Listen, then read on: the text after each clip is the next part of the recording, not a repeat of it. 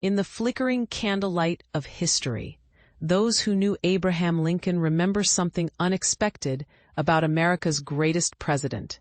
People always ask me about President Lincoln's voice. They expect something deep and booming, like thunder from the heavens. But Abraham's voice was high and thin, almost shrill when he got excited. I was Lincoln's law partner for 16 years. His voice had this peculiar quality. It would crack and break when he was passionate. But when he told a story, that voice became musical, drawing you in like a spell.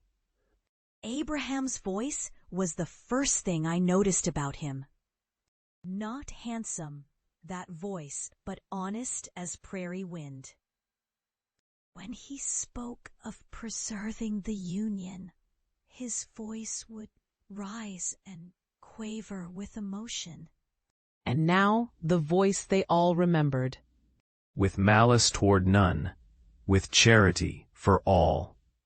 Let us bind up the nation's wounds, and do all which may achieve a just and lasting peace. The voice of Lincoln, not what they expected, but exactly what the nation needed. A voice that carried truth across a divided land.